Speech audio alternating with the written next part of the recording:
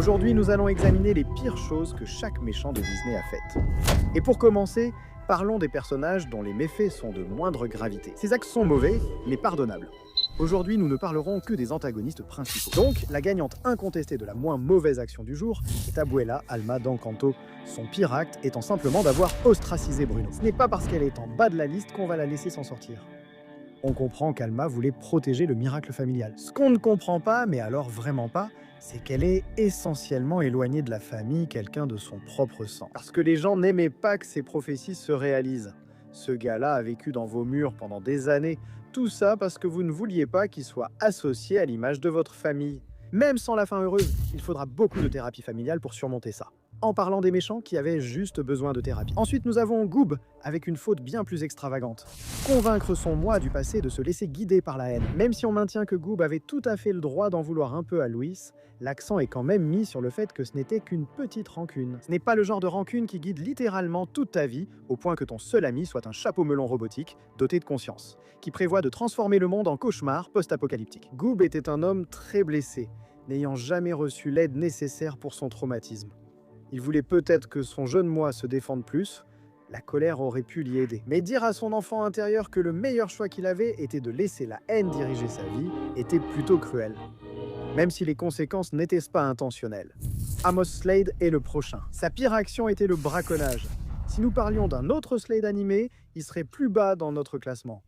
Mais non, ce type est juste un vieux grincheux amateur de chasse. Chasser n'est pas un mal en soi, mais entrer illégalement dans une réserve naturelle pour cela montre que ce loisir dépasse les limites. Cependant, Amos voulait surtout se venger de Rox parce que leur poursuite avait provoqué l'accident de Chef, percuté par un train et blessé à la patte. C'est touchant que son attachement à ses chiens ait causé sa colère.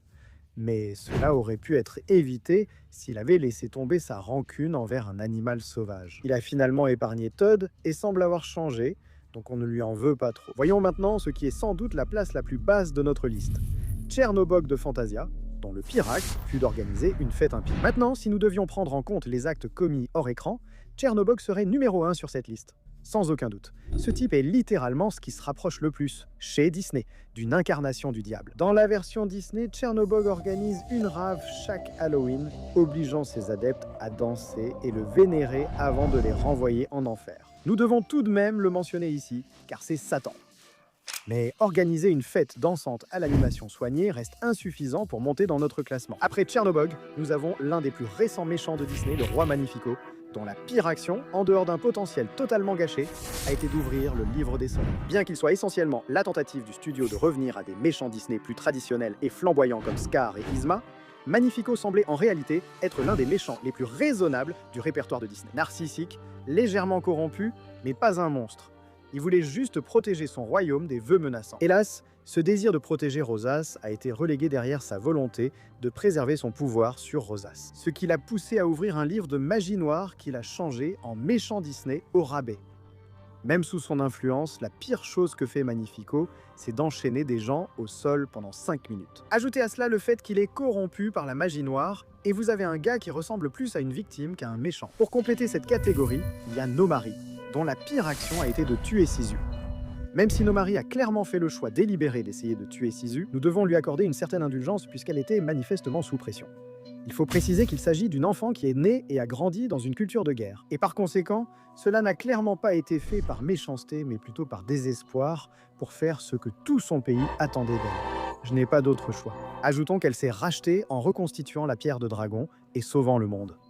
Elle mérite donc une place clémente sur la liste. Elle aurait été plus mémorable si le film l'avait rendue plus maléfique. En parlant de ça, passons doucement mais sûrement aux actes les plus méprisables de notre liste. Voici les actes maléfiques mais compréhensibles. Pour commencer, nous avons Edgar, dont le pire acte a été d'essayer d'abandonner des chats. Bon, regardons cela objectivement. Les chats sont mignons et il n'est pas question de justifier qu'Edgar ait tenté de les jeter à la rivière ou de les abandonner à l'étranger. Mais mettez-vous à sa place. Imaginez que vous avez consacré la majeure partie de votre vie à servir cette femme riche, vous faites pratiquement partie de sa famille à ce stade. Maintenant, de plus, imaginez qu'elle a décidé de léguer tout son argent et ses biens à ses chats, qui ne pourraient de toute façon rien en faire. Traitez-moi de fou, mais je ne trouve pas sa frustration déraisonnable. Mais vouloir noyer des chats, là, il a dépassé les bornes. D'autant plus qu'il n'a pas évoqué ses griefs avec elle. Comprendre n'excuse pas. Puis viennent les extraterrestres de Chicken Little, dont le pire acte reste le terrorisme mondial. Vous savez, parfois, on perd quelque chose d'important et on part complètement en vrille pour essayer de le retrouver. Puis on se calme tout de suite après avoir réalisé que c'était dans notre poche ou un truc du genre depuis le début. Eh bien, c'est exactement ce qu'ils ont fait. Quand leur fils, Kirby, se retrouve perdu sur une planète lointaine, ils traversent tout le système solaire pour le retrouver.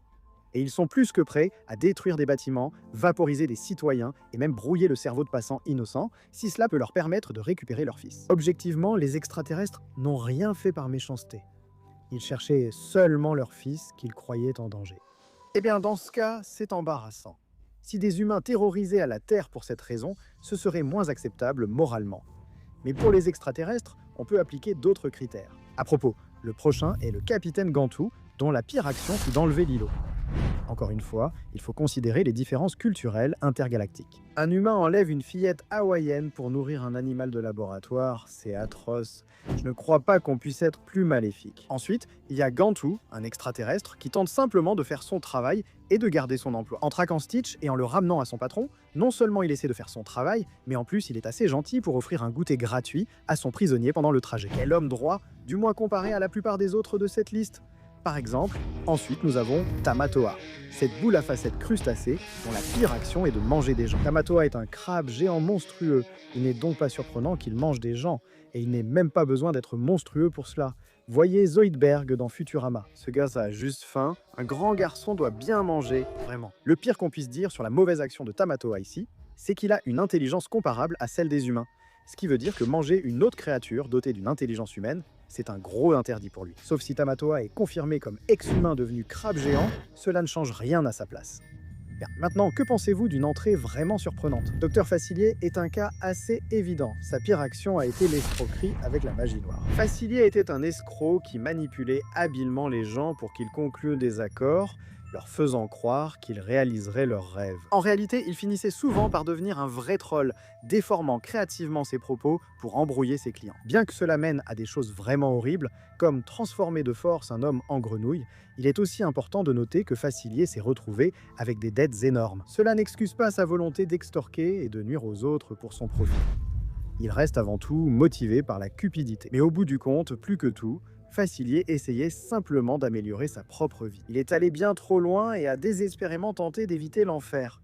Nous ne disons pas qu'il n'est pas maléfique, mais si ton pire acte, hors contrainte extrême, est d'écraser une luciole parlante, tu ne peux pas avoir une bonne place dans ce classement. Enfin, éteignons la lumière de cette catégorie en parlant d'Yzma, dont le pire acte a été une tentative de meurtre et d'usurpation. Sérieusement, si tu n'as pas encore écouté cette chanson inédite d'Yzma, fais-toi plaisir et écoute-la. Mais je m'égare. Parlons des faits. Dans le film, Yzma est renvoyée par son empereur ingrat, son patron, sans vraie raison, après l'avoir quasiment élevé seul. Je ne dis pas que cela justifie qu'Yzma essaie carrément d'empoisonner Kuzco, mais vu à quel point il était arrogant et odieux avant de devenir ami avec Pacha, on ne peut pas trop lui en vouloir d'avoir tenté de le détrôner non plus. Elle aurait sans doute mieux fait que Kuzco comme impératrice, malgré sa haute trahison. On peut surtout lui reprocher d'avoir dit à Kronk qu'elle détestait ses gougères aux épinards. Honnêtement, certains actes sont trop maléfiques, même pour cette liste. Si on en incluait un aussi monstrueux, ce serait dans cette catégorie. Ce sont des actes inexcusables. Le premier est le professeur Callahan, dont le pire acte a été de laisser Tadashi mourir. Nous avons d'abord envisagé ses tentatives de meurtre sur Krei pour cette liste, mais avons finalement retenu que Callahan agissait par vengeance. Si quelqu'un laisse votre fille coincée dans l'espace des années, vous voudrez vous venger. Mais c'est pire de laisser mourir un élève fidèle d'une mort évitable dans un immeuble en feu, alors qu'il était là uniquement pour vous sauver. À sa décharge, il a ressenti des remords pour ce qu'il avait fait par la suite. Mais franchement, c'est trop peu, trop tard. Il faut une cruauté particulière pour laisser mourir quelqu'un qui vous admire alors que vous pouvez facilement l'empêcher. Il est même allé jusqu'à dire à son petit frère que c'était sa faute s'il est mort. Même sans avoir tiré, le chagrin a rendu Callahan cruel, et on est content qu'il puisse y réfléchir. Jafar est le prochain, et sa pire action est d'avoir fait tuer Gazim. Nous avons un peu hésité sur la question de savoir si sa tentative d'usurpation mérite d'être mentionnée. Mais aussi grave que cela ait été, nous donnons l'avantage à sa première action à l'écran dans le film. Gazim est ce petit voleur trapu qui rencontre Jafar au début du film. Si cela vous parle, vous savez sans doute pourquoi. Nous avons choisi sa disparition comme le pire moment de Jafar, dévoré par la caverne aux merveilles pour avoir aidé Jafar. Aussi minable soit-il, Jafar a totalement utilisé Gazim comme appât pour tenter de récupérer la lampe du génie. Et même s'il a été à juste titre terrifié par sa mort, il l'a en gros considéré comme une simple perte malheureuse dans ses affaires, rien de plus. Gazim était clairement indigne. Si le mauvais traitement envers Iago ne vous convainc pas du désintérêt de Jafar pour autrui, ce moment l'aurait certainement fait. Parlons maintenant de Madame Mime, moins connue mais tout aussi flamboyante, qui a tenté de tuer un enfant. Et pourtant, elle n'est même pas dans le top 20. Après avoir échoué à impressionner Arthur avec sa magie, elle tente même de le tuer. Si vous craignez de mal réagir au rejet, dites-vous que vous ne réagissez pas comme Madame Mime, du moins je l'espère. Cela dit, il convient de noter que Madame Mime n'a pas toute sa tête. C'est l'une de ces méchantes qui a une mentalité complètement à l'envers. Tout ce qui est considéré comme objectivement bon, comme le soleil, les arcs-en-ciel et les chiots, est vu comme indéniablement mauvais pour elle. Oh, c'est terrible. Merci mon garçon. Elle est tout à fait consciente de ce qu'elle fait, donc ça ne lui donne pas trop d'excuses. Mais les tueurs plus sains d'esprit ont encore bien plus à se reprocher, si vous voulez notre avis. Sur ce, passons à Clayton, de Tarzan, dont la pire action fut une tentative de meurtre. Comme si manipuler Tarzan pour atteindre sa famille de gorilles n'était pas déjà suffisant. Clayton va plus loin dans sa cruauté en enfermant Tarzan dans une cage, prévoyant sûrement de le tuer pour éliminer tout témoin. Même après que son fusil ait été détruit, Clayton a continué à vouloir tuer Tarzan, ce qui l'a conduit à une mort qu'il aurait pu éviter en se calmant. Les braconniers semblent être la profession la plus détestée par les films Disney.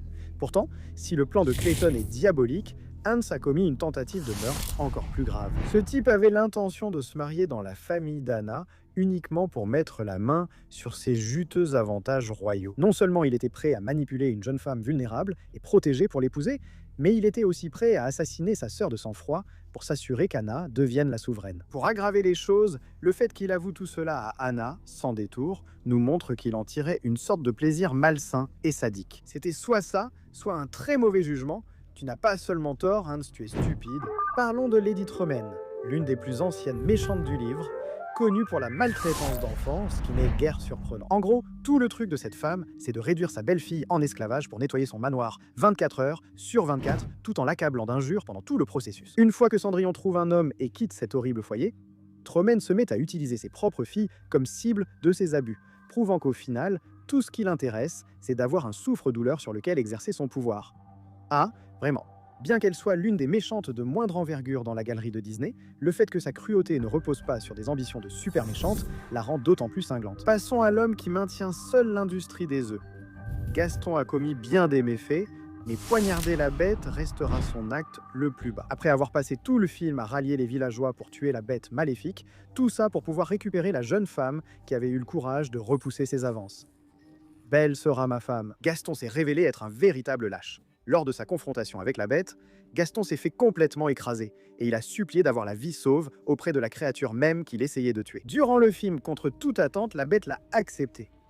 Mais Gaston, incapable de accepter sa chance, a choisi de poignarder la bête dans le dos. Après avoir reçu la clémence, détruisant tout espoir qu'il ait encore du bon en lui, cet imbécile a finalement causé sa perte par arrogance, ajoutant une insulte à une blessure déjà fatale. Vient ensuite un autre méchant très présent, Radcliffe, dont le pire acte est évidemment un racisme violent, vraiment. Ce type est à peine qualifié comme un méchant, mais ce n'est pas faute d'essayer. Même s'il est loin d'être le méchant le plus menaçant de Disney, son mépris flagrant pour la vie humaine fait quand même de lui quelqu'un de vraiment méprisable. En général, c'est le genre de personne qui envoie les autres faire le sale boulot à sa place. Il récolte la majorité des bénéfices et est prêt à faire tuer des gens, même lorsqu'il n'y a aucune garantie de récompense. Même si cela était déjà terrible, il a atteint le pire en envoyant ses hommes contre les Amérindiens, pour les crimes de... Attendez, je vérifie mes notes. Ah oui, être différent et peut-être avoir de l'or, c'est ça. Certains méchants Disney seraient un cauchemar comme patron, mais celui-ci est sûrement le pire. Pourtant, d'autres méchants ont encore moins de raisons de garder leur pouvoir. Comme la Reine de Cœur, dont le pire méfait était l'exécution illégale. Franchement, quand ta phrase culte est littéralement qu'on leur coupe la tête, pourquoi d'autre peut-on se souvenir de toi ? La Reine de Cœur, c'est ce qui arrive quand un enfant immature et instable obtient le pouvoir sur un pays. Ce n'est même pas exagéré. C'est une adulte au comportement enfantin qui fait des caprices quand ça ne lui plaît pas. Si je perds mon sang-froid, vous perdez vos cheveux. Et elle peut faire décapiter pour n'importe quelle raison qui lui passe par la tête. Son règne a fait de nombreuses victimes innocentes pour des motifs futiles, comme rater un coup au croquet.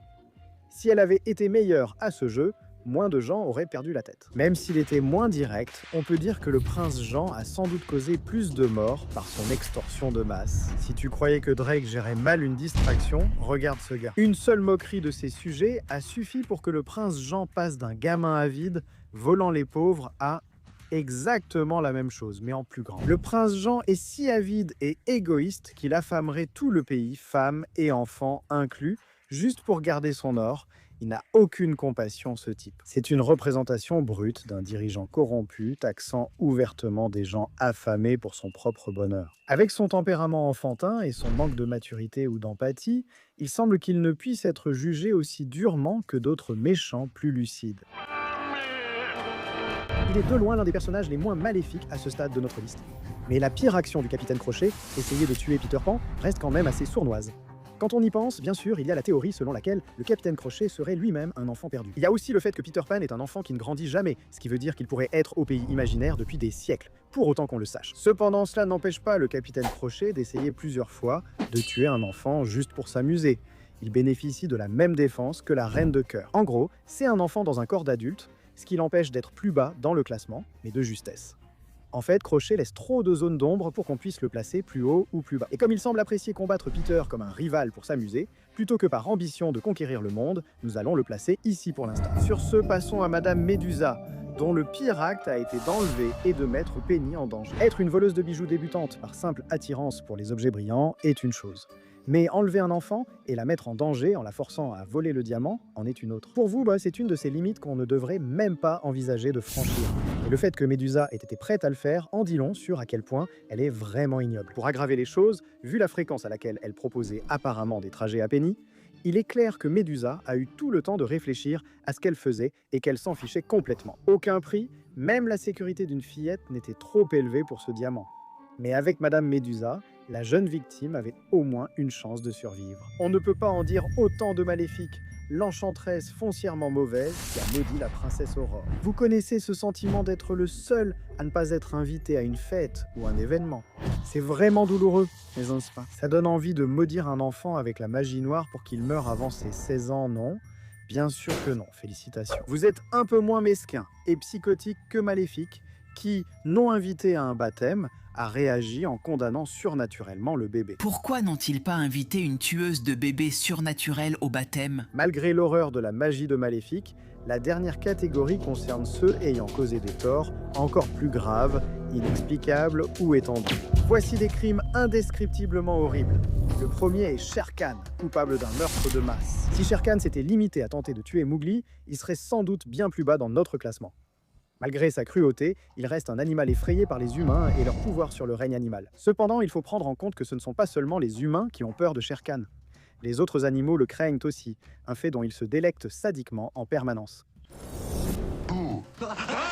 Avec ce visage suffisant, impossible de croire qu'il n'a pas déjà fait un exemple de plusieurs compagnons de la jungle. Mais même Shere Khan pourrait prendre la fuite s'il venait à croiser Scar, dont le pire méfait a été de tuer Mufasa, et presque Simba. Je suis sûr qu'à présent, nous savons tous que Scar a toujours voulu avoir un frère, mais cela ne fait que rendre ses actes dans le film original encore plus douloureux. Être jaloux de ton frère roi et de ton neveu futur roi, c'est une chose. Enfin, deux techniquement. Mais aller jusqu'à mettre en place un plan pour mettre la vie de ton neveu en danger, afin que son père meure en essayant de le sauver, et idéalement que le neveu meure aussi, c'est vraiment tomber très bas. Le fait que Scar ait improvisé en découvrant Simba vivant montre qu'il était prêt à tuer un enfant. Juste pour pouvoir prendre sa place sur le trône, on peut comprendre que Scar se sente lésé. Mais trahir toute sa famille vivante de cette façon, c'est... il n'y a tout simplement pas de retour possible après ça. Peu importe si la chanson que ton ancienne version chantait était entraînante, c'était acceptable.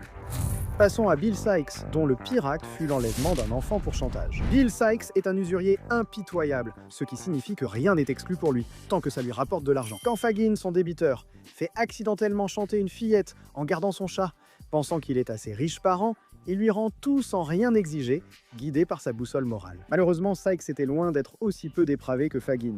Donc il n'avait aucun scrupule à kidnapper Jenny et à la retenir contre une rançon de la part de ses parents. Malheureusement pour Billy, il n'aurait même pas survécu assez longtemps pour voir l'argent de la rançon en passant d'un enlèvement d'enfant à un autre. Ensuite, Mère Gothel a commis le pire en enlevant Réponse, sans demander de rançon. Elle s'est contentée du strict minimum pour s'occuper d'elle. En général, nous avons été au moins un peu tentés de la placer plus bas que Sikes. Mais honnêtement, après réflexion, ce que Gothel a fait était en quelque sorte encore pire. Dans le cas de Sykes, il avait bien l'intention de rendre Jenny à ses parents, tant qu'ils auraient remboursé les dettes de Fagan. Une fois son travail terminé pour le moment, Gothel, de son côté, ne cherchait pas d'argent ou quoi que ce soit. Elle a enlevé Réponse pour utiliser ses cheveux magiques comme remède anti-âge. Cette femme a littéralement privé Réponse de presque 2 décennies de vie, juste pour pouvoir l'utiliser comme routine de soins de la peau. Remercions simplement notre bonne étoile qu'Yzma n'ait pas trouvé Réponse. Sinon, la pauvre gamine ne serait jamais sortie de cette tour. La mère Bellwether arrive avec ce que nous appelons Predator Gate. Zootopie n'a peut-être pas le méchant surprise, mais sûrement l'un des plus complexes. Bellwether, raciste envers les prédateurs, a engagé des fans de Breaking Bad pour créer une drogue les transformant en machines à tuer. Cela conduirait les prédateurs à commettre des crimes violents et incontrôlables, ce qui détruirait leur image publique, permettrait à Bellwether de saboter son patron et de prendre sa place en tant que mère. Sans son arrestation, Bellwether aurait encore plus dressé le monde contre les animaux prédateurs, condamnant des gens comme Nick à l'exclusion pendant des années. Vu la gravité des méfaits de Bellwether, nous avons dû la placer assez bas, même si elle n'a été méchante à l'écran que pendant environ 5 minutes. Même si ce n'est pas à aussi grande échelle, le pire acte de la méchante reine a été de tenter de tuer un enfant pour une raison très mesquine. Bellwether était une ordure, certes, mais elle avait au moins une raison de haïr les prédateurs.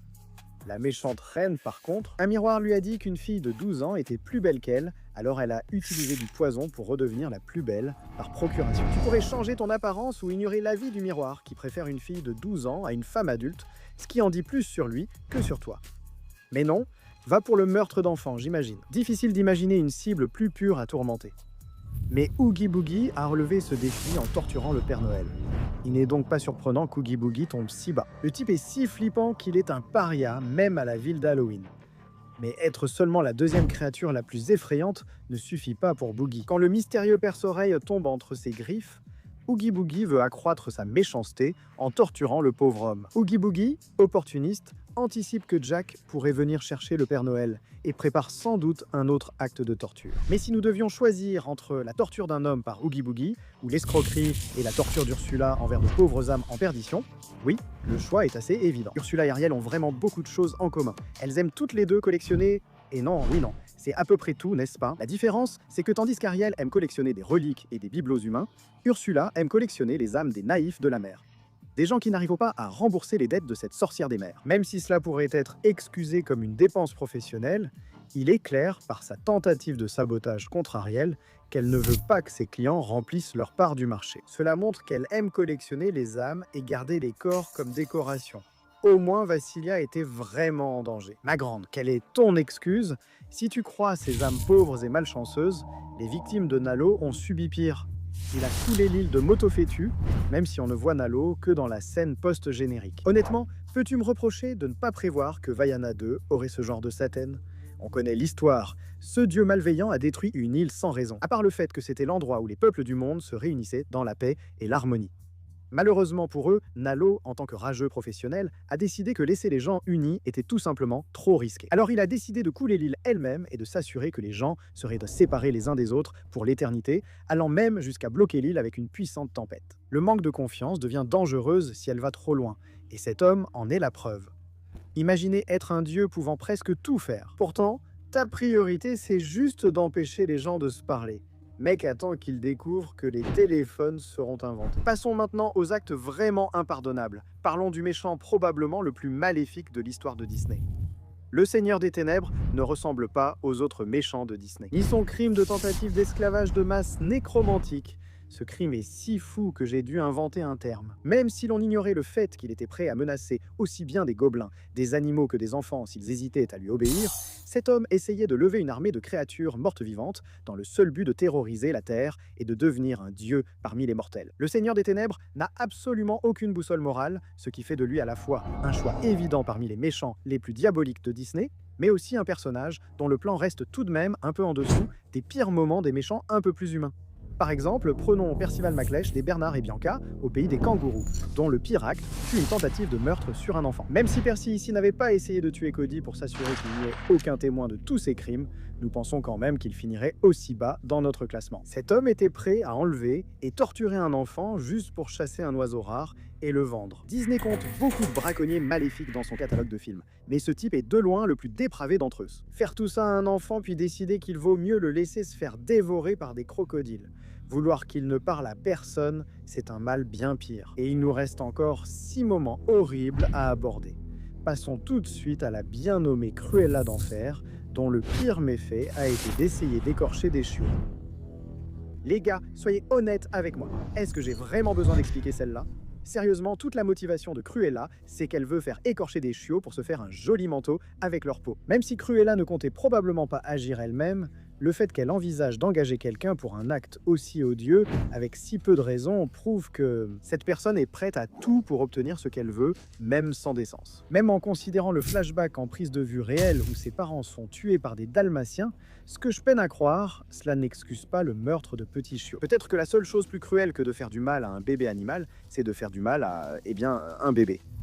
Voici Hadès, dont la pire action a été sa tentative d'infanticide sur Hercule. Ce n'est probablement pas facile d'être le souverain des enfers, mais en plus de ce fardeau, il y a le rêve de conquérir le monde. Hadès avait déjà fort à faire. C'est exactement pourquoi il n'a eu aucun scrupule à envoyer Peine et Panique faire le sale boulot à sa place. En tuant Hercule, qui était littéralement un nourrisson à l'époque, avant que ce même Hercule ne puisse jamais contrecarrer son plan de domination mondiale. Aussi dépravé et impitoyable que cela semble, il faut tout de même considérer que, techniquement, ce n'est pas Hadès qui l'a fait. Il a juste ordonné à ses sbires de le faire sous menace de tourment éternel. Est-ce mieux ? Non. Mais nous voulons encore plus discréditer les méchants qui se sont salis les mains. Voici l'homme qui a tout juste raté notre top 3, Claude Frollo, dont le pire méfait a été d'essayer de noyer un bébé, malgré son statut d'officiel de l'église. Frollo a été amené devant le tribunal. Il passe tout le film à faire des choses horribles, mais rien n'égale vraiment son acte du tout début. Non seulement Frollo tue une femme qui cherche désespérément à trouver refuge pour elle et son bébé, mais lorsqu'il voit que le bébé est laid, il essaie de le jeter dans un puits. Seule la peur d'une punition éternelle retient Frollo, ce qui le pousse paradoxalement à pécher davantage, notamment en élevant Quasi comme son fils. En l'enfermant seul au grenier et en lui rappelant sans cesse que tout le monde le détestera car il est laid. C'est une situation folle quand le pire acte de Claude Frollo n'est même pas en première position. Mais nous avons encore 3 personnages qui, selon nous, ont fait encore pire. D'abord, cette vidéo est présentée par Wicked Binge. Les membres de la chaîne, accédez en avant-première aux vidéos, obtenez des emojis exclusifs et des badges de fidélité en soutenant la chaîne en devenant membre. La médaille de bronze du mal revient à Shan Yu, dont le pire acte a été de massacrer tout un village. Dans l'une des scènes les plus morbides et déchirantes de Disney, Shan Yu dirige le massacre d'un village entier avec ses troupes. Cela combine en gros tous les crimes violents que nous avons évoqués jusqu'à présent. C'est un meurtre de masse, y compris le meurtre d'enfants, et pratiquement tous les types de meurtres auxquels on peut penser. Le pire dans tout ça, c'est que toute cette épreuve a commencé parce que Shan Yu a ramassé la poupée d'une petite fille, a déterminé de quel village elle venait, et a décidé de s'en servir comme occasion de montrer sa force en réduisant l'endroit en cendres. Bien que Shan Yu ait été celui qui dirigeait ce massacre, il n'était certainement pas le seul à y participer, ce qui, franchement, est la seule chose qui l'empêche d'occuper la première place de notre classement. De même, tout juste à côté de la médaille d'or, on retrouve le cocher de Pinocchio, dont le pire méfait a été la transformation et la traite d'enfants. Mettre des enfants en danger est déjà horrible en soi, mais la seule façon de rendre cela encore pire serait de le faire dans un but encore plus néfaste. Le cocher, aidé de grands coquins et Gédéon, recrute tous les garçons turbulents qu'il trouve pour visiter l'île au plaisir, un parc d'attractions où les enfants détruisent des biens, mangent mal et boivent à volonté, uniquement pour le cocher. Pour les transformer en ânes et les vendre comme esclaves, je ne sais pas par où commencer. C'est sûrement l'une des actions les plus troublantes d'un méchant Disney. Je veux rentrer chez moi, retrouver ma maman. Et c'est encore pire parce qu'il n'y a aucune scène où les victimes retrouvent leur forme humaine ou quoi que ce soit. Pour autant qu'on sache, le cocher a bel et bien vendu des enfants mutants comme esclaves et s'en est sorti. Ce qui fait de lui non seulement l'un des méchants Disney les plus méprisables, mais aussi l'un des plus efficaces. Mais pour notre médaille d'or du mal, nous devons rendre hommage à Rakuten. Je sais, on vient d'évoquer un prêtre corrompu, un général monstrueux et un trafiquant d'enfants esclaves. Pourtant, le pire reste une souris. Qu'est-ce que ce type a bien pu faire pour justifier sa place ici ? Eh bien, pour répondre à cette question, il suffit d'écouter sa chanson de méchant, qui est d'ailleurs sous-estimée. Encore plus méchant, tu as fait pire que les veuves et les orphelins que tu as noyés. Ouais, repasse ça encore une fois. Pire que les veuves et les orphelins que tu as noyés. Alors, ouais. Les pires méfaits de Ratigan sont de noyer des veuves et des orphelins. Il n'essaie pas de conquérir l'univers, il n'essaie pas de gagner de l'argent ou quoi que ce soit, il le fait littéralement juste pour s'amuser. Tu sais ce qui est encore plus fou? Ratigan a kidnappé une enfant, exigé une rançon à son père pour l'impliquer dans ses plans, et tué son unique ami pour s'enfuir. On n'a même pas eu à mentionner cela pour justifier sa première place. Dites ce que vous voulez sur Ratigan, mais il maîtrise vraiment l'art d'être méchant pour le plaisir. Vraiment, il était le plus grand et le plus dépravé des esprits criminels au monde.